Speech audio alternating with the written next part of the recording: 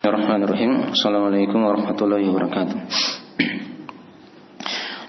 Innal hamdalillah nahmaduhu wa nasta'inuhu wa nastaghfiruh wa na'udzu billahi min shururi anfusina wa min sayyiati a'malina. May yahdihillahu fala mudilla lahu wa may yudlil fala hadiya lahu. Asyhadu an la ilaha illallah wahdahu la syarika lahu wa asyhadu anna Muhammadan abduhu wa rasuluh. Sallallahu alaihi wa alihi washabihi wa man tabi'ahum bi ihsan ila yaumiddin, amma ba'd.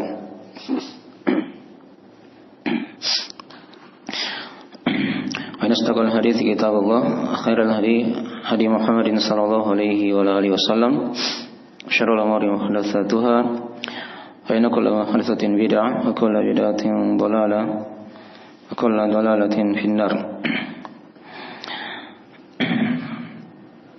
Masyarul ikhwani wa akhwati fillah, zanillahu wa iyyakum rahimani wa rahimakumullah. Baik, pada pagi hari ini kita akan lanjutkan dari pembahasan kita mengkaji ringkasan dari kitab Ta'zim al-Ilm karya Syekh Shalih bin Abdullah Al-Utsaimin hafizallahu taala. Ya. Dan kita di pagi ini akan masuk di al-maqid yang keempat, atau prinsip yang keempat dari 20 prinsip dalam talab ilmu. Sudah kita lewati 3 prinsip ya, yaitu kesucian hati, agar ilmu itu mudah masuk dalam hati, maka seorang hendaknya dia sucikan hatinya. Kemudian yang kedua sudah diterangkan juga dari keikhlasan niat dalam mempelajari ilmu agama. Dan yang ketiga tentang masalah mengumpulkan tekad jiwa ya di atas ilmu ini. Ya. Dan di maqid yang ketiga beliau terangkan di sini banyak pembahasannya, ada beberapa pembahasan yang sudah kita terangkan ya. Ya. Seputar dalil tentang masalah ini. Nah, yaitu hadis dari Nabi sallallahu alaihi wasallam ya, riwayat Imam Muslim, ihris ala ma yanfa'uk wasta'in billahi wa la ta'jaz. Itu kan ada 3 metode dalam mengumpulkan semangat agar seorang dia bisa semangat dalam mempelajari ilmu agama, terkumpul tekadnya. Yang pertama dia bersemangat, yang kedua dia senantiasa memohon pertolongan kepada Allah, dan yang ketiga jangan dia merasa lemah. Ya. Karena ilmu itu tidak akan didapatkan dengan tubuh yang santai. Ini sudah kita terangkan dari perkataan para a'immah ya, seperti Yahya bin Abi Katsir, Ibn Abi Hatim dan selainnya. Nah.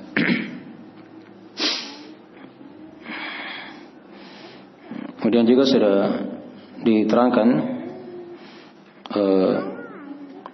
dari metode seorang, tadi sudah 3 ya, dari metode dalam mengumpulkan dari semangat ini atau tekad. Kemudian juga sudah kita terangkan dari ucapan para ulama salaf, dari semangat mereka dalam mempelajari ilmu agama. Dan akan pentingnya semangat ini dalam kesungguhan dalam belajar. Ya. Sudah kita baca dari beberapa, seperti dari perkataan Al-Junaid ya, bin Muhammad Al-Baghdadi rahimahullahu taala. Nah, dan juga sudah kita baca dari ucapan Imam Ibnul Qayyim rahimahullahu taala tentang masalah pentingnya ya dari menjaga semangat dan kesungguhan dalam mempelajari ilmu. Ya, dengan itu kan seorang akan mendapatkan ilmu. Ya, kemudian juga sudah diterangkan juga dari pembahasan yang ketiga dari maqid ini seputar dari kisah-kisah para ulama salaf. Juga penting kita pelajari ya, kita baca dalam semangat mereka dalam mempelajari ilmu agama Allah Subhanahu wa ta'ala. Bagaimana semangat mereka dalam mempelajari ilmu agama. Ya. Dan profesi, kondisi seorang itu tidak mempengaruhi dari seorang belajar ya. Ya. Mau dia masih muda atau sudah tua, itu tidak ada bedanya. Nah, sepanjang dia masih hidup di muka bumi ini. Baik. Dan beliau sudah beri contoh, ada beberapa contoh dari kisah-kisah para ulama. Hanya kemarin saya lupa bacakan di sini dari kisah Imam Ahmad ya, di Ta'zimul Ilmi. Ya. Imam Ahmad ketika beliau masih muda dan ibunya masih hidup ketika itu, kebiasaan beliau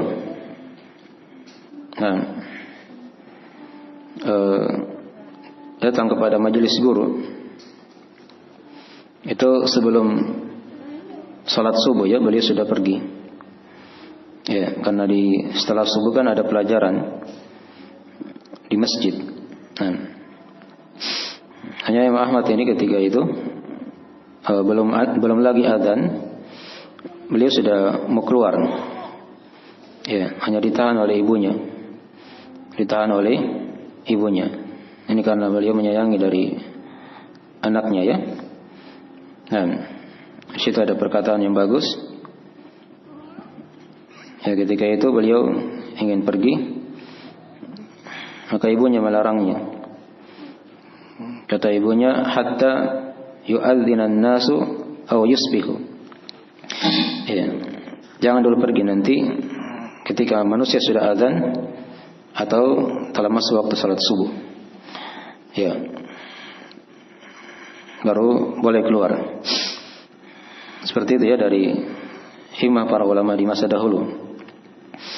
Jadi di antara adab dalam belajar, mereka hadir sebelum hadirnya guru. Ya, ini di antara adab ya, dipetik dari kisah Imam Ahmad rahimahullahu taala ini. Ya, dia datang sebelum salat. Kalau dia tahu di situ misalnya ada pelajaran setelah salat, maka dia datang sebelum salat. Nah, menghadiri dari majelis ilmu itu. Baik. Kemudian juga sudah kita baca dari kisah Al-Khatib Al-Baghdadi rahimahullahu taala yang membaca Sahih Al-Bukhari dalam 3 majelis. Ini sudah kita baca ya. Dari pada maghrib sampai subuh itu 2 kali berulang. Dan majelis yang ketiga itu dari waktu duha sampai berlanjut di malam hari dan sampai waktu salat subuh lagi. Ya. Ini dipetik dari pelajaran bahwasanya ilmu itu kadang seorang butuh duduk lama dalam belajar ya, dalam mempelajarinya. Ya. Walaupun ini tidak tiap hari ya, kadang-kadang ada waktu-waktu seperti itu. Mungkin dia duduk di majelis mungkin 1 hari atau setengah hari misalnya kan. Itu kadang berjalan dari para ulama di masa dahulu kala. Dan hingga hari ini masih berjalan ya, kebiasaan-kebiasaan seperti itu di majelis-majelis para ulama. Dan hendaknya dicontoh ya dari pembahasan itu atau dari materi seperti itu. Nah, kemudian juga sudah kita baca kisah yang ketiga yang dibawakan oleh Syekh di sini, yaitu kisah Abu Muhammad Ibn Tabban. Ya. Namanya Abdullah bin Ishaq. Nah, Al-Baghdadi rahimahullahu taala. Dari Syekh Madhab Maliki. Sudah kita terangkan ya. Dari kebiasaan beliau mengulangi pelajaran di malam hari. Hanya ketika itu beliau masih tinggal bersama ibunya. Ya. Dan ibunya larang beliau untuk membaca di malam hari. Ya. Dan dulunya kan lampu itu belum seperti sekarang ya.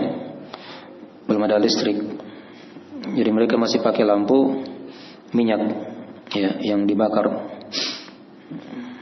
Jadi kalau misalnya di malam hari itu kalau mau ingin belajar, dicari dulu pembakar api untuk bisa menyalakan lampu tersebut. Jadi Abu Muhammad Ibn Tabban ini rahimahullah beliau ketika itu di malam hari beliau tutup lampunya dengan loyang yang besar, kayak loyang begitu kalau kita di sini ya. Nah, tapi tidak ditutup semua, masih ada cahaya supaya tidak mati lampunya. Jadi ibunya dikira sudah tidur. Ketika ibunya tidur, dia buka kembali itu loyang dan dia lanjutkan apa? Pelajarannya, dia mengulangi pelajaran. Ya, ini dari kebiasaan mereka ya di masa dahulu kala. Nah, itu kisah yang ketiga. Ya, kisah yang keempat belum kita baca kemarin sebenarnya. Itu kisah Ibnu Aqil Al-Hambali rahimahullah taala. Namanya Ali bin Aqil bin Muhammad. Ya. Al-Hambali. Nah, yang wafat di tahun 513 Hijriah. Dari ulama abad ke-6 ya. Nah, ulama abad ke-5 sampai ke-6. Ya. Baik.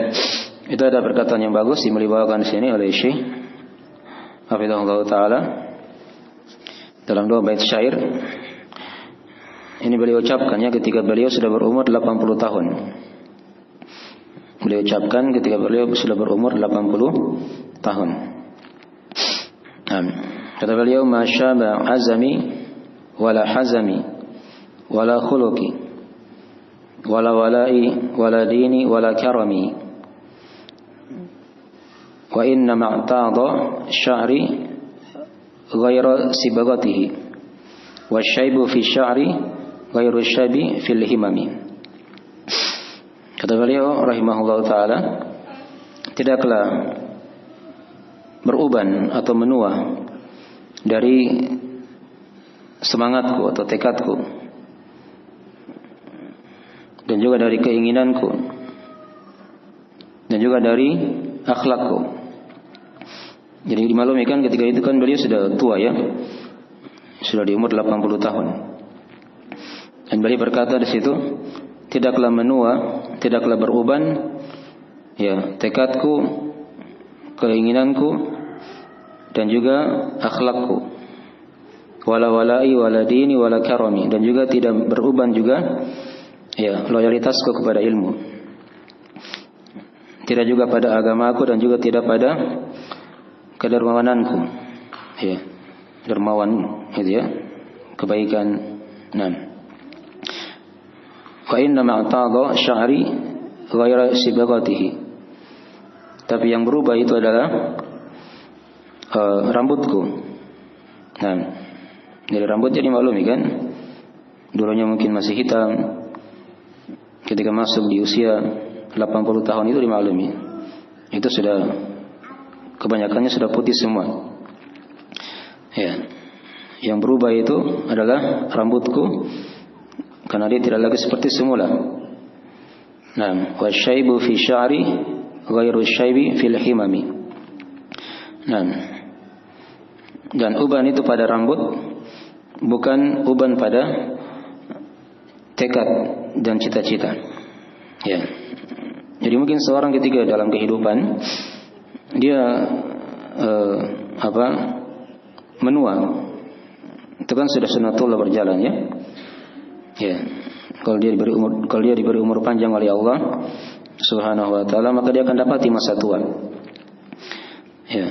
Tapi jangan jadikan masa tua itu sebagai penghalang untuk mempelajari ilmu agama. Ya, sudah kita cerita juga tentang kisah Ibnul Jauzi rahimahullah taala. Di umur 80 tahun, ya, beliau baru mempelajari ilmu qiraah. Ya, beliau baru mempelajari ilmu qiraah. Ini Ibnul Jauzi rahimahullah. Baik. Dan banyak lagi kisah-kisah yang lainnya, seperti kita juga telah baca dari kisah Imam Al-Bukhari rahimahullah taala, dinukili oleh banyak ulama, oleh Ibnu Katsir dan selainnya. Dan sudah kita terangkan ya, beliau di malam hari itu kadang bangun berapa kali ya, untuk menulis ilmu agama. Ada yang teringat di siang hari, beliau tulis di malam hari sampai 20 kali. Kadang beliau bangun ya di malam hari. Nah, Ini dari perhatian mereka dan semangat mereka, kesungguhan mereka dalam belajar. Baik. Yang juga sudah kita singgung juga dari kisah Nabi Sallallahu Alaihi Wasallam, ya, yang pernah memberikan ceramah atau ilmu agama daripada subuh, ya, sampai tenggelamnya matahari. Nah, mereka hanya istirahat ketika salat zuhur, salat asar, ya, dan tidak ada berwudu di situ, karena tidak ada yang batal. Nabi terus menyampaikan hadis, ya, sampai tenggelamnya matahari daripada salat subuh. Nah, itu kadang-kadang itu terjadi, ya, ya, di masa Nabi Sallallahu Alaihi Wasallam, ya, dan itu berjalan, ya. Kadang-kadang ada suatu hari atau suatu kesempatan, kadang ilmu itu disampaikan seperti itu, dari pagi sampai sore. Itu bukan hal yang baru, ya, dari hal yang sudah berjalan dari masa Nabi, dari masa sahabat, ya, dan seterusnya sampai hari ini. Ya, kemudian juga sudah kita baca juga dari kisah Jabir bin Abdullah radhiyallahu taala anhu, nah, yang berjalan dari Madinah ke Syam, ya, selama 1 bulan untuk mengecek satu hadis saja. Ya, bayangkannya satu hadis dicek. Bukan dia tidak hafal hadisnya, tapi dia sudah hafal. Hanya dicek kepada sahabat yang lain yang ada di Syam yang bernama Abdullah bin Unais. Nah, setelah itu beliau kembali lagi ke Madinah untuk berjalan selama 1 bulan lagi. Berjalan selama 1 bulan. Jadi 2 bulan pulang pergi begitu, ya. Nah, hanya untuk mencari satu hadis atau mengecek satu hadis. Ini dari kesungguhan para sahabat radhiyallahu taala anhum ajmain. Nah, nanti sudah kita terangkan sebagian dari kisah-kisah para ulama salaf. Ya. Kemudian juga dari metode belajar di sini saya bacakan sedikit, ya, dari kisah-kisah para ulama, dari kesungguhan mereka, semangat mereka dalam mempelajari ilmu agama. Ya. Umar itu Ibn Al-Khattab, alumni Umar, ya, dari khalifah yang kedua setelah Abu Bakar As-Siddiq. Jadi cara belajar beliau itu unik, ya, beda dengan sahabat yang lain. Jadi Umar ini kan punya tetangga di Madinah ketika itu, yang bernama Aus, ya, Ibnu Khawli Al-Ansari radhiyallahu ta'ala anhu. Nah, jadi mereka dua ini, Umar dan Aus ini, itu ganti-gantian datang belajar di masjid Nabi Sallallahu Alaihi Wasallam. Nah, ketika Umar datang di hari itu, pulang beliau sampaikan apa yang disampaikan oleh Nabi kepada tetangganya. Ya, di hari esok tetangganya lagi yang datang, ya, di masjid Nabi. Setelah pulang dia sampaikan lagi apa yang disampaikan oleh Nabi Sallallahu Alaihi Wasallam di hari itu. Ya, jadi gitu ganti-gantian. Ya, mungkin mereka punya kesibukan, ya, alumni. Ya, dari kesibukan ada urusan mungkin dari dunia, tapi tidak menghalangi mereka dalam belajar, dalam mempelajari ilmu. Seperti itu, ya. Jadi jangan jadikan dunia itu penghalang. Ya, ada kerjaan dari dunia, tapi ketika waktu belajar, dia belajar. Ini paham, ya? Jangan sampai terlalaikan dengan kehidupan dunia ini. Itu berjalan dari masa sahabat, ya. Nah, baik. Juga sudah kita terangkan dari biografi Imam Syafi'i rahimahullah taala. Ya, beliau kan itu hafal Quran di umur 7 tahun. Beliau berkata, hafidhul Qur'ana wa ana ibnu 7 sinin. Wa hafidtu al-Muwatta wa ana ibnu 10 sinin. Kata Imam Syafi'i rahimahullah taala, saya hafal Al-Quran sedangkan saya baru berumur 7 tahun. Dan saya hafal Al-Muwatta Imam Malik, guru beliau, dari kitab hadis, dan saya berumur 10 tahun. Ya. Ini dari kesungguhan para ulama di masa dahulu ya. Nah, mungkin dia hafal Quran itu dia belum pahami maknanya. Anak-anak kan seperti itu. Ya, dalam belajar di masa muda, ya. Tapi minimal dia sudah hafal, itu sudah modal. Dia hafal Al-Quran, dia hafal hadis. Nah, agar dia jadikan sebagai apa? Sebagai landasan ilmu itu.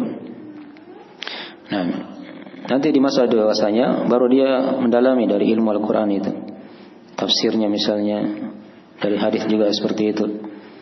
Seperti itu ya. Baik. Akhirnya dari kesungguhan para ulama di masa dahulu. Ya, kita bercerita sedikit ya dari kisah-kisah para ulama. Agar seorang itu melihat bagaimana cara belajar ilmu agama dari para ulama salaf.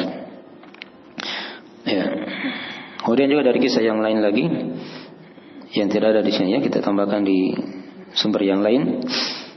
Dari kisah guru Imam Al-Bukhari rahimahullah ta'ala yang bernama Muhammad ibnu Salam Al-Baikandi ya.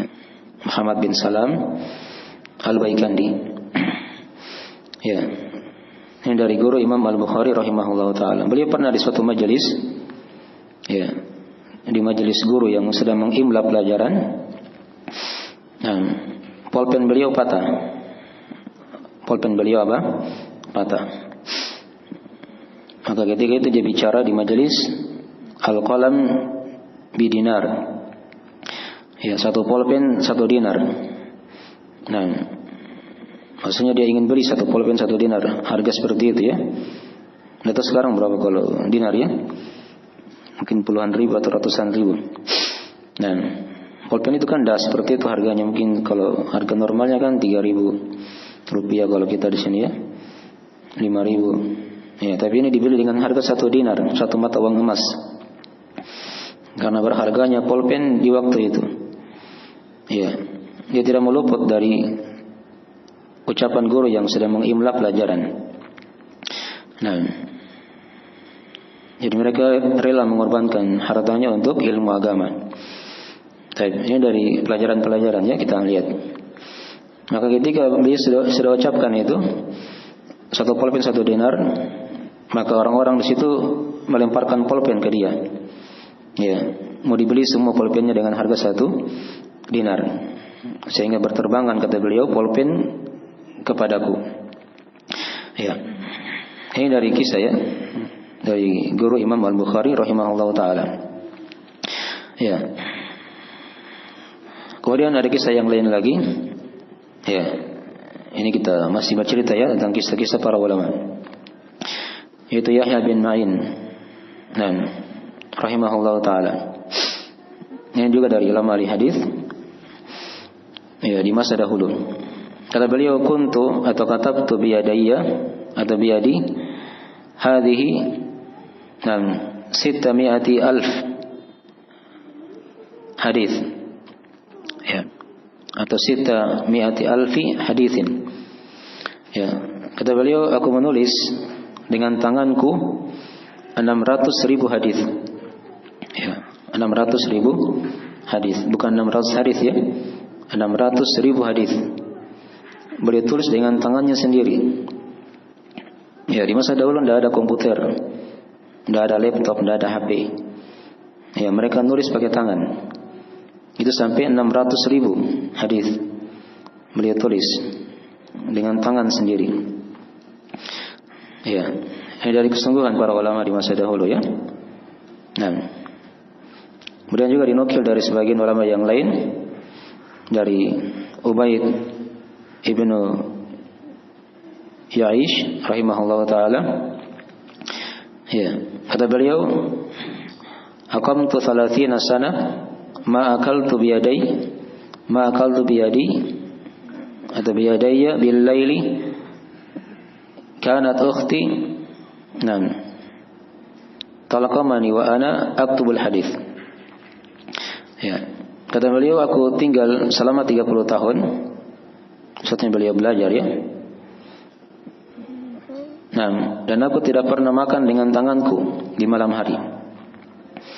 Nah, ini unik lagi dari kisah mereka ini.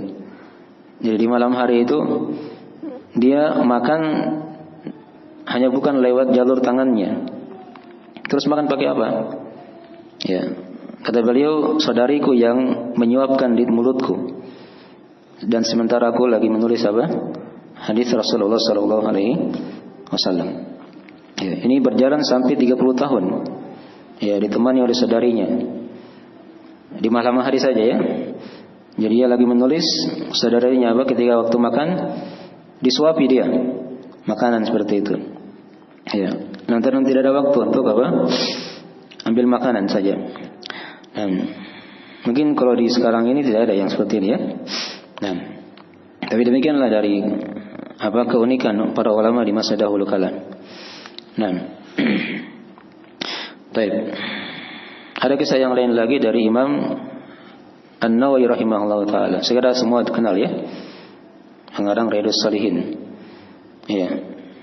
Imam An-Nawawi rahimahullah taala beliau pernah berkata, "Nah, baqitu sanataini lam adha jambi 'alal ard." Ya, aku pernah tinggal ya selama 2 tahun dan aku tidak pernah meletakkan sisi badanku ini di atas bumi. Ya. Maksudnya apa ini? Tidak pernah meletakkan sisi badanku di atas bumi. Itu kata para ulama, dia tidak pernah tidur dalam keadaan berbaring. Ya. Selama 2 tahun pernah seperti itu. Ya. Terus tidurnya bagaimana? Nah, diterangkan oleh para ulama, tidurnya di atas kursi saja. Jadi ketika ngantuk tinggal dia sandar di kursi, tertidur dia. Ya, tidak pernah berbaring selama 2 tahun. Ya, terbangun lagi, dilanjutkan lagi dari pelajaran. Nah, ini ya dari kebiasaan ulama, dari Imam Nawawi rahimahullah taala. Baik. Ya, banyak kisah-kisah yang unik dari mereka ya. Nah, baik. Kalau kita baca semua itu sangatlah panjang dari kisah-kisah apa mereka. Ya. Kemudian ada juga yang lain lagi dari Al-Khalil bin Ahmad rahimahullah taala. Ya. Ini juga dari salah seorang imam ahli sunnah. Kata beliau, "Ma sami'tu syai'an illa katabtuhu, wa la katabtu syai'an illa hafidtuhu, wa la hafidtu syai'an illa intafa'tu bihi." Ya. Kata beliau, tidaklah saya mendengarkan sesuatu kecuali saya tulis dia. Ya. Ini para ulama perhatian dengan tulisan ya. Tidaklah aku mendengarkan sesuatu kecuali aku tulis. Ya. Tidaklah aku menulis sesuatu kecuali aku telah hafal. Jadi apa yang dia tulis tadi dia hafal. Itu metode belajar ya, diantaranya bisa dipetik di situ. Dia dengar, awalnya dia tulis. Ya. Setelah dia tulis, apa yang dia tulis dia hafal. Ya. Dan apa yang dia hafal kata beliau, itulah yang bermanfaat. Itulah yang apa? Yang bermanfaat. Jadi ilmu itu dihafal, ditulis, kemudian dihafal dan diamalkan. Dipahami ya? Ini dari metode ya, dari metode belajar para ulama di masa dahulu kala. Baik. Terakhir kita baca dari kisah Imam Ibnu Mandah. Ini Al-Hafidh Ibnu Mandah rahimahullah taala, masyhur. Ya, beliau pernah bercerita, aku dulu itu pergi belajar, bersafar. Ya, aku meninggalkan negeriku ketika umur 20 tahun. Ya, ketika umur 20 tahun. Dan aku kembali ke negeriku yang pertama tadi itu, di negeri kampung halamannya maksudnya itu. Ya, sedangkan umur beliau ketika itu sudah berusia 65 tahun. Ya. 65 tahun. Ini pergi belajar ini. Dia pergi masih muda, pulang sudah 65 tahun. Ya. Dan memang di masa dahulu seperti itu orang pergi belajar ya. Itu kalau orang pergi belajar di masa dahulu kala, seakan-akan dia tidak pulang lagi. Sudah mau berpisah dengan keluarganya. Ya, tidak ada HP, tidak ada telepon. Ya. Jadi dianggap sudah pergi, sudah hilang. Ya, kalau dia masih kembali, ya alhamdulillah. Nah, dan beliau berkata ketika itu, nah, wa tuftul atau kata beliau, nah, tuftu syarqa wal maghrib atau wal maghrib, nah, marratain. Aku tawaf di timur dan barat itu selama 2 kali. Maksudnya beliau keliling dunia itu selama 2 kali. Ya, dari umur 20 tahun sampai 65 tahun tadi itu. Nah, tuftu syarqa wal maghrib marratain. Dan ini dari kebiasaan para ulama. Ya, dipahami ya? Ini bayangkan dari 20 tahun misalnya sampai umur 65 tahun. Itu belajarnya berapa tahun? Sekitaran 45 tahun. Ya, mereka mempelajari ilmu agama. Ya, karena memang seperti itu ilmu agama ya. Yaitu tidak didapatkan dengan tubuh yang santai. Belajarnya ringkas. Butuh puluhan tahun kalau mau ingin menjadi orang yang memang berilmu dengan ilmu yang baik. Baik. Ini sedikit ya dari kisah-kisah para ulama yang menambah penjelasan dari Al-Maqit yang ketiga tadi ya, dari uraian Syekh di sini.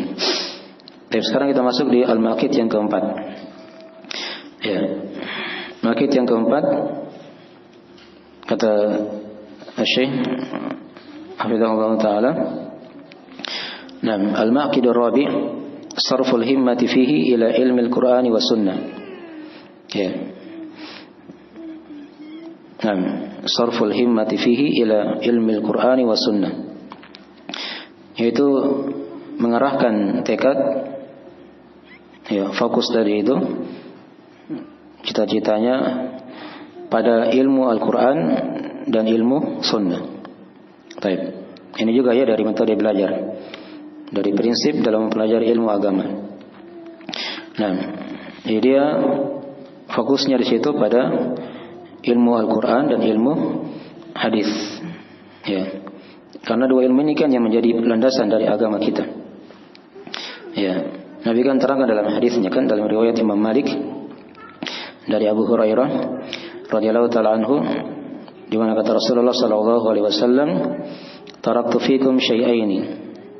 Di riwayat lain dikatakan amrayni. Lan tadillu ba'dahuma ma in tamassaktum bihima. Kitabullah wa sunnati. Ya. Kata Nabi sallallahu alaihi wasallam, aku tinggalkan kepada kalian 2 perkara. Ya. Kalian tidak akan sesat sepanjang kalian berpegang teguh dengan 2 perkara itu. Apa itu kata Nabi? Kitab Allah itu Al-Quran dan sunnahku. Ya, hadis Nabi sallallahu alaihi wasallam. Nah, ini dasar pijakan kita ya di Al-Maqit yang keempat ini. Nah, Nabi terangkan beliau tinggalkan 2 perkara, Al-Quran dan sunnah. Itu dari prinsip seorang dalam mempelajari ilmu agama. Apapun yang dia pelajari itu kembalinya kepada Al-Quran atau kembali kepada hadis. Nah, dan juga ada ayat yang lain beliau bawakan di sini. Ada ayat di surah Az-Zukhruf ya. Dikatakan oleh Allah Subhanahu wa taala, "Fastamsik billadzi uhiya ilaika innaka ala siratim mustaqim." Berpegang teguhlah kamu wahai Muhammad billadzi uhiya ilaika, terhadap apa yang diwahyukan kepadamu. Sesungguhnya engkau ya berada di atas jalan yang lurus.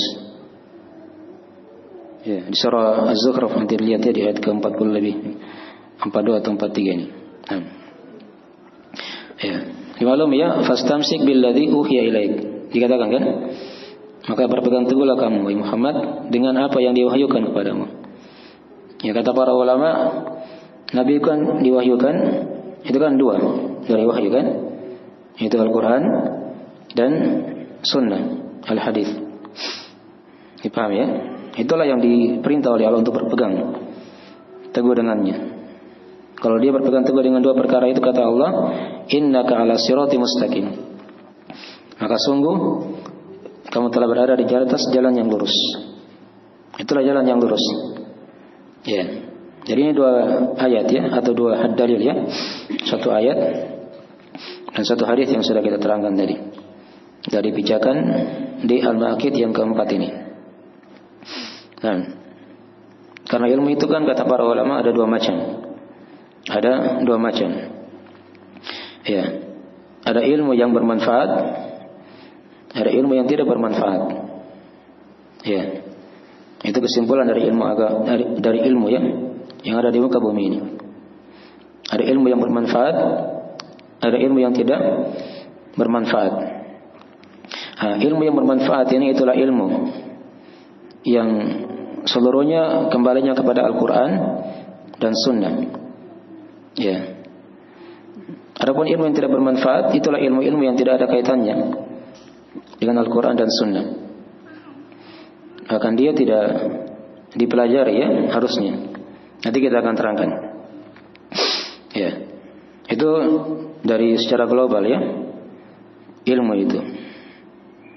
Kalau ilmu yang bermanfaat dimaklumi. Itu kan kembalinya kepada kalam Allah dan kalam Rasul.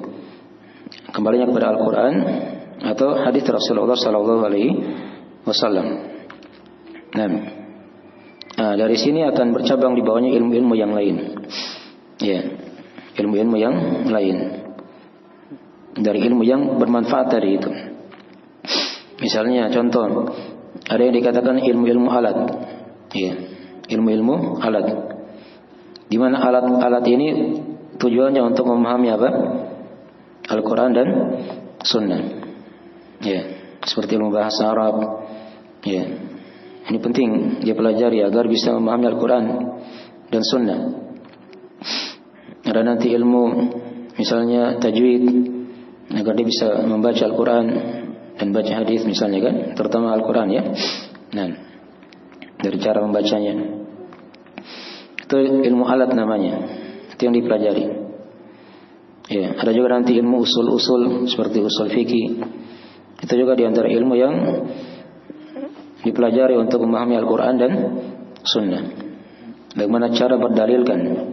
Itu harus paham ilmu usul fikih. Misalnya kan? Ya. Di ilmu Al-Quran juga di situ ada ilmu tafsir. Ya, usul tafsir misalnya kan? Agar dia bisa pahami ilmu tafsir, dia pelajari ilmu usul tafsir. Itu ilmu alat. Ilmu alat namanya ya. Nah. Kemudian juga di ilmu hadis, agar dia bisa paham hadis, dia pelajari ilmu usul hadis misalnya kan. Itu kadang dibahasakan dengan nama mustalah hadis. Ya. Dengan di situ dia bisa memahami apa? Hadis Rasulullah sallallahu alaihi wasallam. Ini contoh-contoh ya ilmu-ilmu alat.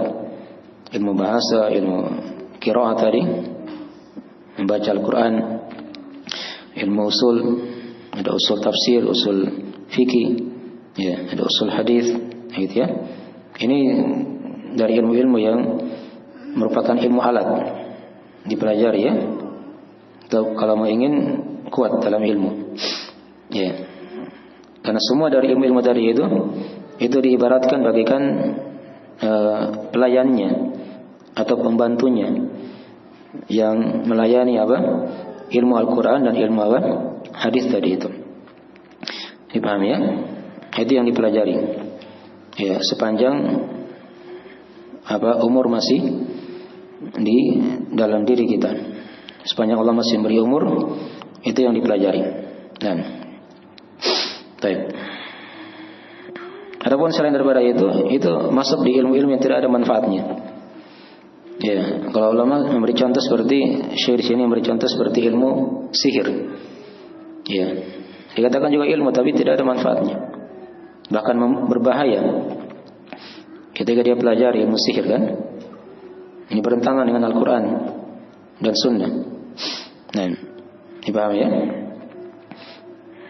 Ilmu yang mengkafirkan, ilmu yang mengarah kepada kesyirikan, itu tidak boleh dipelajari, berbahaya. Demikian pula ilmu-ilmu filsafat. Ya, ini ilmu yang dikatakan bertentangan dengan hadis-hadis Rasulullah SAW. Ya, ilmu bid'ah ya, yang tidak ada di masa Nabi, yang justru berbahaya. Nah, dari ilmu filsafat ini merusak akal. Ya, dan sudah banyak berlalu dari tokoh-tokoh yang mereka itu bingung ketika mempelajari ilmu filsafat. Ada yang sampai gila. Ya, minimalnya dia kacau pikirannya ketika dia belajar ilmu filsafat itu. Nah, itu dari ilmu-ilmu yang dihindari, yang tidak ada manfaatnya. Baik. Adapun ilmu-ilmu dunia itu sifatnya fardu kifayah. Ya, sifatnya fardu kifayah seperti ilmu kedokteran, ilmu pertanian misalnya kan, ilmu apa lagi? Ekonomi. Itu dituntut juga ya. Karena akan tegak negara misalnya kalau tidak ada yang tahu ilmu itu. Ya, mau berobat misalnya siapa yang bisa mengobati kalau tidak ada dokter? Mau bercocok tanam, nanam apa begitu tidak bisa kalau tidak ada yang tahu ilmu pertanian misalnya kan. Mau berdagang nggak ada yang tahu ilmu ekonomi, ya bisa sembarang nanti masuk, ya riba dan seterusnya. Ya, ini ilmu-ilmu kadang dia di masalah dunia, tapi masih berkaitan ya dengan ilmu agama sebenarnya. Tapi dia bukan fardu ain, dia sifatnya fardu kifayah. Ya, sama tadi dengan ilmu-ilmu alat tadi itu ya, itu sifatnya fardu kifayah. Kayak bahasa Arab, ya, ilmu tajwid, ya, kemudian tadi ilmu usul-usul yang 3 itu, usul tafsir, usul fikih dan usul hadis. Itu fardu kifayah semuanya. Nah, kalau ada yang masuk sudah belajar, maka gugurlah kewajiban bagi yang lainnya. Tidak diwajibkan mempelajari semuanya. Ya, untuk semua orang ya. Nah, mungkin pada tadi ilmu dunia sebagiannya ya ada manfaatnya. Ya, tapi itu tidak juga diwajibkan untuk semua orang untuk mempelajarinya. Baik. Yang sudah kita lewati ya mungkin di pembahasan yang lain, kadang ada ulama yang dia ahli di bidang ilmu hadis, tapi dia juga ahli di masalah kedokteran. Ya, dipahami ya? Ada seperti itu ya. Seperti Imam Ibnu Qayyim rahimahullah taala. Itu kalau di masalah obat, ya, itu beliau jagonya di situ. Nah, bahkan beliau punya kitab yang berjudul Ad-Dawa wad-Dawa. Ad-Da wad-Dawa. Penyakit dan obatnya. Beliau terangkan di situ. Ya. Baik, dan ilmu-ilmu yang lain. Walaupun di situ ya maklum ya dari para ulama kita. Yang sudah kita ceritakan dari biografi mereka, kadang sebagiannya ada yang namanya itu di belakang dikatakan as-Saidalani, apoteker. Padahal dia juga dari ulama ahli hadis. Tapi juga jago di masalah obat-obatan. Di masalah obat-obatan. Dipahami ya? Jadi itu sebagian ya. Nah, ada juga dia digelari dengan As-Samman Az-Zayyad. Ya. Itu Zakwan As-Samman Az-Zayyad ya. Dari ahli hadis juga. Tapi di belakangnya ada gelarnya As-Samman Az-Zayyad, penjual minyak. Ya, penjual minyak. Ya, dia jago juga di situ di masalah perdagangan. Ada usaha yang dia lakukan. Dipahami ya? Baik. Tapi ini tidak semua ya seperti itu. Itu sifatnya fardu kifayah, mempelajari ilmu dunia. Ketika ada manfaatnya, itu akan mendapat juga dari pahala dari Allah Subhanahu wa taala ketika memang dia niatkan untuk memberi manfaat kepada manusia. Ya, dengan ilmu dunia yang dia pelajari. Yang jelas kesimpulannya ilmu itu hanya 2 saja kata para ulama. Ilmu yang ada manfaatnya, dan yang kedua ilmu yang tidak ada manfaatnya. Ya, inti ilmu yang ada manfaatnya adalah ilmu yang ya kembalinya kepada Al-Quran dan Sunnah. Ya, itu terbagi 2 lagi di bawah. Ada ilmu-ilmu alat, ya, dan yang kedua ada ilmu yang sifatnya ilmu dunia, yang sifatnya fardu kifayah. Ini masih berkaitan juga sebenarnya dengan masalah agama. Ketika memang dia niatkan untuk agama. Tapi ada ilmu yang kedua tadi yang tidak ada manfaatnya, seperti ilmu yang berkaitan dengan kesyirikan, dengan bid'ah. Ini tidak boleh dipelajari. Tidak boleh dipelajari.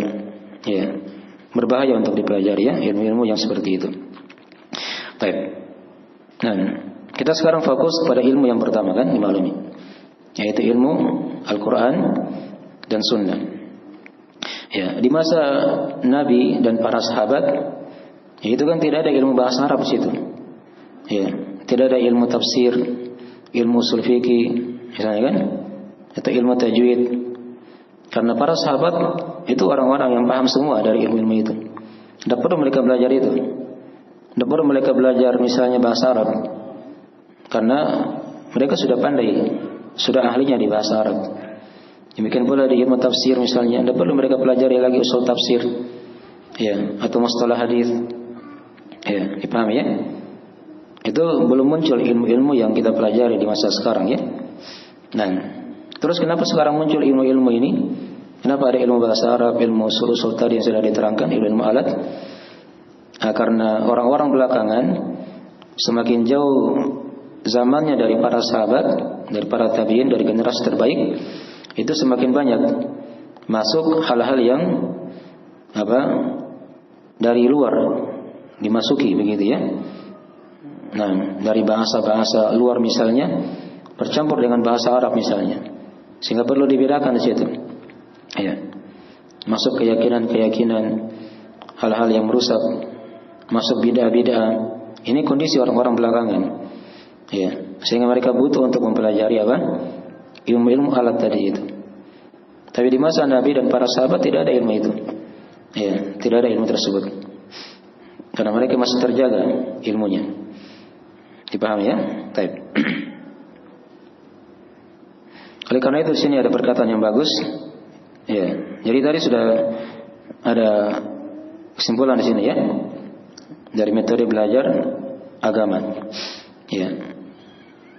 Fokus kita dalam mempelajari ilmu agama itu dasarkan semua dari pembahasan kita kepada Al-Quran dan Sunnah. Al-Quran hadis itu aja yang diucapkan di masa dahulu ya. Nabi itu kan berbicara itu aja. Beliau ucapkan Al-Quran, beliau ucapkan hadis. Sama juga para sahabat seperti itu. Ya. Pembicaraan mereka hanya itu aja, Al-Quran hadis. Nah, baik. Hanya belakangan ini, kenapa tadi banyak muncul ilmu-ilmu yang merupakan ilmu pelayannya, ilmu pembantunya? Karena semakin banyak hal-hal yang merusak dari ilmu agama ini masuk, sehingga butuh untuk dikuatkan dari sisi yang lain, dari sisi yang lainnya. Baik. Ya, ini dari metode kita ya dalam mempelajari ilmu. Jadi intinya itu kalau dia ingin dia bagus belajarnya, dia baca Al-Quran saja. Dia baca tafsirnya. Ini dari ilmu yang paling baik dalam menerangkan agama. Ya, menjelaskan ilmu agama ini. Dia baca hadis Nabi SAW. Ya, dia baca penjelasannya. Ya, itu dari ilmu yang paling terbaik dalam mempelajari ilmu agama Allah Subhanahu wa taala. Dan sekarang alhamdulillah sudah terbukukan ya. Misalnya kalau ilmu tafsir kan, ada kan dari surah Al-Fatihah, Al-Baqarah sampai surah An-Nas, itu ada tafsirnya semuanya. Ya, dari berbagai macam tafsir para ulama. Kalau ilmu hadis, ya, bisa baca Sahih Al-Bukhari. Ya, itu Sahih Al-Bukhari dari awal sampai akhir sudah memuat di situ berbagai macam ilmu agama yang kita butuhkan, dari masalah akidah, fikih dan seterusnya. Dipahami ya? Atau Sahih Muslim. Ya, dan kitab-kitab hadis yang lainnya. Itulah tadi kenapa Imam Malik atau Imam Asy-Syafi'i rahimahullah taala, beliau di awal kali beliau belajar, beliau hanya hafal Al-Quran dan hafal hadis dari hadis-hadis Al-Muwatta. Karena ketika itu belum ada Sahih Al-Bukhari. Yang ada hanya kitab guru beliau yaitu Imam Malik, yaitu kitab Al-Muwatta. Itu kumpulan hadis-hadis. Dipahami ya? Baik. Jadi itu metode belajarnya ya, para ulama dari masa dahulu kala. Ya. Jadi setelah kita tahu ini, prinsip ini, sekarang kita lihat dari kalam-kalam para ulama dalam masalah ini. Saya bacakan sedikit ya, dari beberapa kalam ulama, dari sahabat, tabi'in, dan setelahnya begitu. Ya, dari metode yang menjelaskan metode ini. Baik. Yang pertama kita baca dari perkataan Abdullah bin Mas'ud. Ya, sekarang maklum ya, sahabat yang mulia. Abdullah bin Mas'ud radhiyallahu taala anhu, wafat di tahun 32 Hijriah. Kata beliau rahimahullah, atau kata beliau radhiyallahu taala anhu, "Nah, man arada al-ilma ya fal yusawwir al-Qur'an." Ya, falyusawwiril Quran. Fa inna fihi ilmal awwalin wal akhirin. Kata Abdullah bin Mas'ud radhiyallahu taala anhu, "Man arada al-ilma," siapa yang menginginkan ilmu, ya, maka hendaknya dia membahas Al-Qur'an. Karena pada Al-Qur'an itu ada ilmu orang terdahulu dan ilmunya orang belakangan. Ya, seperti itu aja. Kalau mau ingin ilmu yang terbaik, dia baca Al-Quran, dia baca tafsirnya. Ya, itu yang paling bagusnya. Dan juga ada perkataan yang bagus juga di sini dari perkataan Masruq ibn al-Ajda. Ini salah seorang tabi'in. Ya, rahimahullah taala. Dari sahabat ya. Sekarang beliau bawakan sini dari perkataan salah seorang tabi'in, yaitu Masruq ibn al-Ajda. Ya, yang wafat di tahun 62 Hijriah. Tahun 62 Hijriah. Nah, kata beliau rahimahullah taala, "Ma nas'alu ashaban Muhammadin sallallahu alaihi wasallam an syai'in illa ilmuhu fil Qur'an, illa anna ilmana yaksuru anhu." Ya. Kata Masruq, tidaklah kami bertanya kepada para sahabat, ya, para sahabat Nabi SAW tentang sesuatu kecuali ilmunya itu kembali kepada Al-Quran. Seperti itu ya kebiasaan para sahabat. Ya, ketika mereka ditanya, jawabannya ayat, hadis, dibawakan seperti itu. Itu dasar bijakannya seperti itu, jelas. Ya, illa anna ilmana yaksuru anhu. Ya, kata Masruq, kecuali ya, akan tetapi kata beliau, ilmu kita ini itu kurang darinya. Ini perhatikan ini para tabi'in. Ya, Masruq ibn al-Ajda salah seorang tabi'in itu sudah merasa kurang. Padahal ini dia bertemu dengan sahabat. Ya, bertemu dengan sahabat Rasulullah sallallahu alaihi wasallam. Sudah seperti itu jauhnya perbedaannya. Kalau sahabat itu ditanya akan suatu perkara, jawabannya itu aja.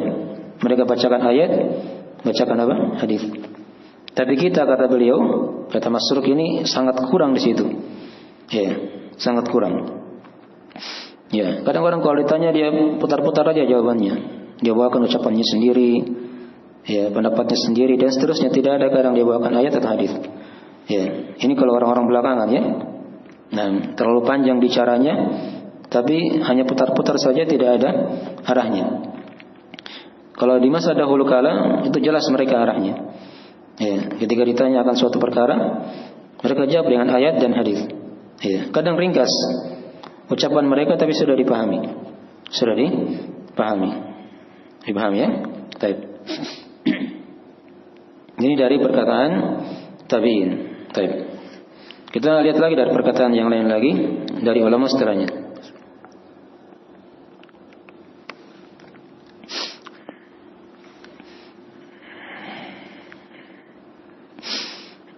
Baik, sekarang kita bawakan dari perkataan Al-Qadhi Iyad rahimahullah taala. Ini malum ya. Dari Qadhi Al-Hakim, Hakim ya. Nah, dari mazhab Maliki. Salah seorang ulama al-faqih. Ya, beliau bawakan pembahasan ini dalam 2 bait syair. Ya, kata beliau rahimahullah taala, "Al-ilmu fi aslaini la ya'duhuma illa al-mudillu anit tariqil lahibi, ilmul kitabi wa ilmul athari allati qad usnidat an tabi'in an sahibi." Ya. Kata beliau, ilmu itu berada di atas 2 pondasi. Ya. Tidak ada yang memusuhinya kecuali orang yang sesat dari jalan yang lurus. Ya, dari jalan yang lurus yang jelas. Ini kata beliau ya, kata Al-Qadhi Iyad rahimahullah taala. Ilmu itu hanya 2 saja. Tidak ada yang memusuhi 2 perkara ini kecuali orang yang tersesat dari jalan yang jelas. Ya, boleh terangkan setelahnya, yaitu ilmu kitabi wa ilmu athar. Itu ilmu tentang Al-Quran dan ilmu tentang athar. Itulah ilmu hadis maksudnya ya. Karena hadis kadang dikatakan juga dengan athar. Yang dinukil disandarkan dari tabi'in kepada sahabat. Ya, ada sanadnya seperti itu maksudnya ya. Itulah ilmu hadis yang dibaca. Nah, dipelajari. Baik. Ini dari perkataan Al-Qadhi Iyad. Berikutnya dari perkataan Imam Ibnu Qayyim rahimahullahu taala dalam Al-Fawaid. Kata beliau rahimahullahu taala, "Talabu ilmil kitabi was sunnati wal fahmu anillahi wa rasulihi nafsul muradi." Naam. Wa ilmu hududil munazzal. Ya, kata beliau, mempelajari ilmu Alkitab dan Sunnah, ya, dan memahami dari perkataan Allah dan Rasulnya, itu adalah hal yang memang dicari, yang diinginkan, kata beliau. Demikian pula ilmu yang tentang masalah apa yang diturunkan berupa batasan-batasan Allah, itulah yang dikatakan ilmu-ilmu fikih. Ya, ini aja yang dipelajari, yang merupakan ilmu yang wajib. Dipahami ya? Al-Quran dan Sunnah serta pembahasan-pembahasan yang berkaitan dengan ibadah. Baik. Dari ilmu tauhid, ilmu fikih dan yang semisal dengan perkara itu. Baik. Berikutnya kita bawakan terakhir di sini. Ini tidak terlalu panjang ya, dari makid yang keempat ini. Ya. Beliau bawakan sini yang berikutnya dari perkataan ulama dari Hamad bin Zaid. Ya. Beliau berkata, qultu li Ayyub As-Sikhtiyani rahimahullah. Ayyub As-Sikhtiyani ini dari salah seorang tabi'in. Dari salah seorang apa? Tabi'in.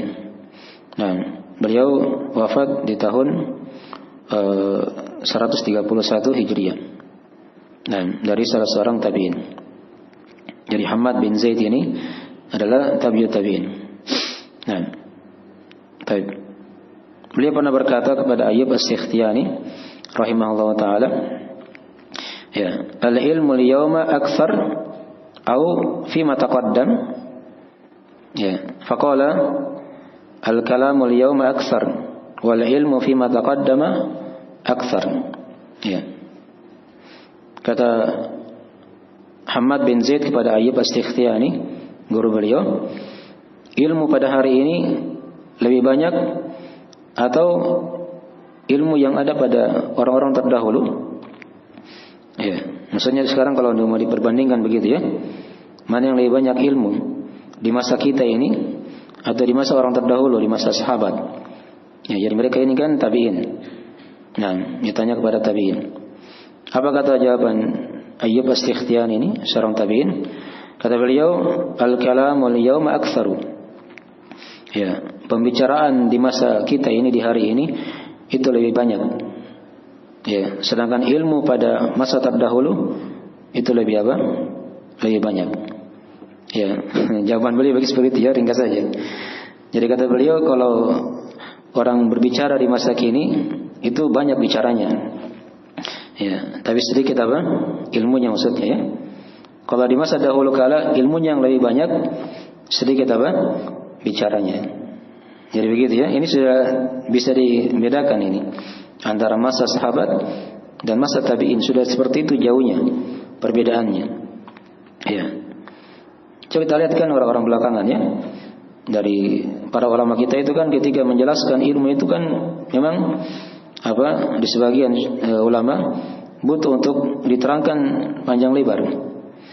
Karena memang manusia di zaman ini itu mereka belum terlalu paham ilmu. Ya, ketika disyarah itu ayat atau hadisnya misalnya, itu butuh waktu kadang supaya mereka bisa paham.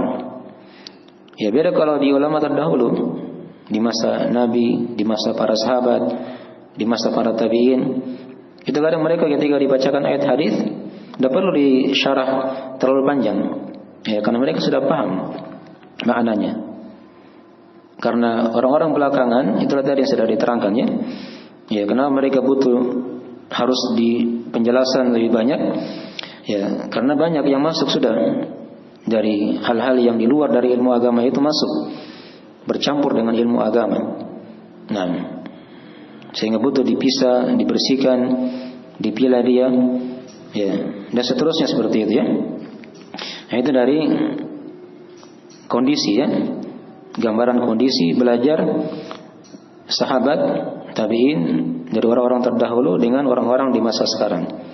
ya di masa sekarang. Walaupun di masa sekarang juga ada sebagian ulama yang dia kadang bicaranya ringkas. Ya, kalau Syekh di sini yang beri contoh itu seperti Syekh bin Baz rahimahullahu taala. Itu Syekh bin Baz itu menjelaskan usul salasa hanya 1 jam saja. Ya, beliau apa? Terangkan usul salasa hanya 60 menit. Ya, selesai usul salasa. Tidak terlalu banyak disyarah. Hanya dibaca matannya, ada yang bacakan seperti itu. Beliau hanya mendengarkan, kadang dikasih ta'liq sedikit, disyarah sedikit, selesai usul salasa. Hanya 1 jam saja. Karena menurut beliau di kalimat-kalimat usul salasa itu, ya, itu kan sudah jelas sebenarnya. Tidak perlu lagi dirinci. Hanya kadang kalau untuk kita, mungkin kita baca itu pelajaran, butuh diterangkan lagi. Karena ada yang hanya baca matanya, mungkin ada yang belum paham apa maksud dari usul salasa itu.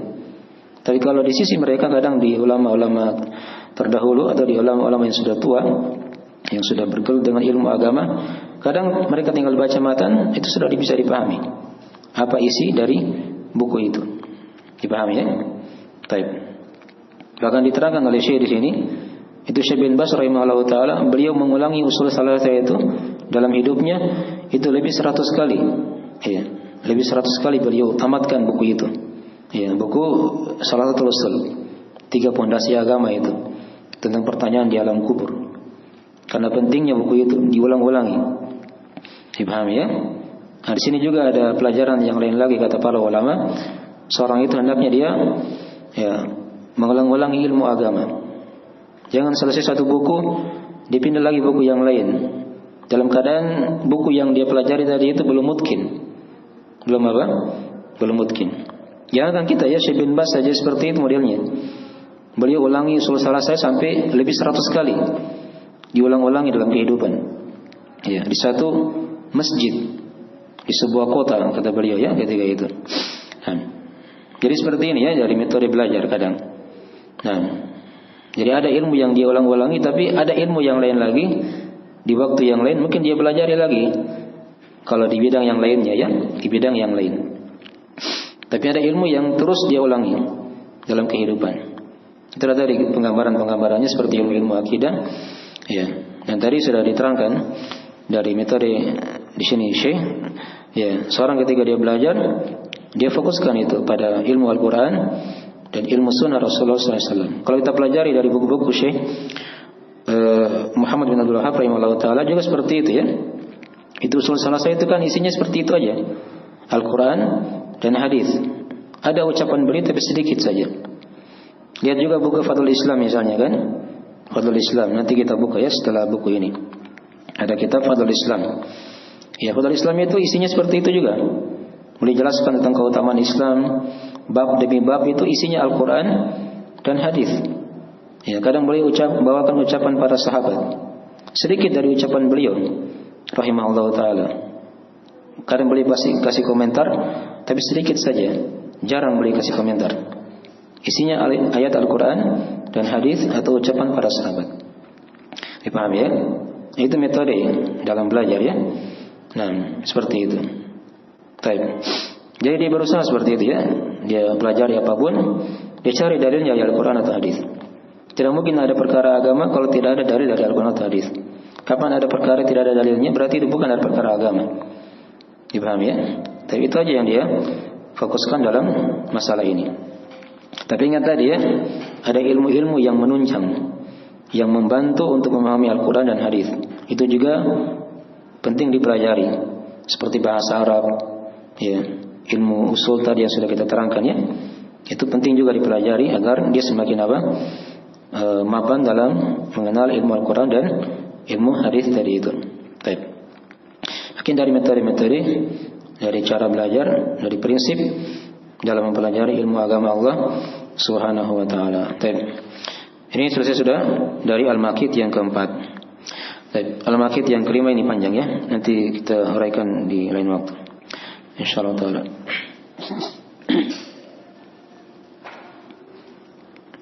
Silakan kalau ada yang mau ditanyakan, kita ada waktu sedikit sebelum kita tutup. Jadi bertanya dari Google Meet ya. bagaimana hukumnya wanita yang bermajelis ilmu atau ke majelis ilmu tanpa ada mahram? Baik. Ini dirinci ya, ada rincian dari sini seputar wanita yang menghadiri majelis ilmu tanpa ada apa? Mahram. Dilihat majelis ilmunya di mana. Seperti itu kan? Kalau majelis ilmunya dalam kota yang dia tinggal di situ, ya, itu kan tidak perlu pakai mahram. Ya, yang tidak perlu untuk apa dikatakan safar begitu ya, berjalan jauh. Ya, itu rincian pertama. Ada perincian yang kedua, kalau misalnya dia jauh di luar kota majelis ilmunya, tentunya akan berlaku di situ hukum-hukum seputar apa? Mahram. Tidak boleh dia bersafar kecuali dengan apa? Dengan mahram. Baik. Itu jawaban ringkas saja dalam masalah ini. Ya, dilihat juga tadi ilmu-ilmu yang dipelajari ya. Ini juga kadang ada diperhatikan juga di sini ya, bagi wanita. Karena asalnya wanita itu kan tinggalnya di mana? Di rumah. Wa qarna fi buyutikunna, kata Allah. Dan menetaplah di rumah-rumah kalian. Ya. Sekarang kalau misalnya ada majelis ilmu di masjid, nah dia kan mungkin keluar, butuh keluar. Nah, sekarang lihat dari situ ilmu yang dipelajari ya. Lihat saja ilmu yang dipelajari. Kalau ilmu yang dipelajari dari ilmu-ilmu yang mengangkat kewajibannya, yang wajib ain, nah itu tidak ada masalah dia keluar. Boleh dia keluar. Ya. Rinciannya kayak tadi, kalau dalam kota, walaupun tidak perlu pakai mahram, tinggal dia izin saja kepada suaminya kalau dia sudah menikah, atau izin kepada siapa di situ yang dia tempat dia tinggal, atau walinya misalnya. Kalau dia misalnya santri, dia tinggal mungkin di pondok atau tempat belajar, ya itu kan sudah lingkungan dari tempat dia tinggal untuk sementara. Dipahami ya? Sepanjang dia tidak keluar dari melakukan jalan safar, maka tidak ada masalah. Sepanjang ilmu-ilmu yang dipelajari itu dari ilmu-ilmu yang sifatnya fardu ain. Ya. Dan memang model dari pelajaran kita seperti itu ya. Kita bahas itu ilmu-ilmu yang sifatnya fardu ain. Ini kan metode-metode belajar. Ini wajib dipelajari ya, agar kita tahu cara belajar agama itu bagaimana. Ya. Dipahami ya? Itu diperhatikan seperti itu ya cara mempelajarinya. Baik. Adapun kalau dia sifatnya misalnya ilmu-ilmu yang bukan sifatnya fardu ain, ya, hanya fardu kifayah misalnya, ya, maka ini tidak perlu dia keluar ya untuk mempelajarinya. Kalau dia bisa dapatkan di rumah misalnya ya. Baik. Seperti itu aja dalam masalah ini. Tapi kalau dia misalnya butuh untuk keluar, tidak ada di rumah yang mempelajarinya, yang dia jadikan tempat belajar, maka tidak ada masalah dia keluar. Walaupun sifatnya fardu kifayah, sepanjang pada batas keperluannya saja dia belajar ilmu, kemudian dia pulang kembali lagi ke rumahnya. Baik. Itu dari rincian dalam masalah ini ya. Ya. Nah. Seri yang lain, Allah Ta'ala.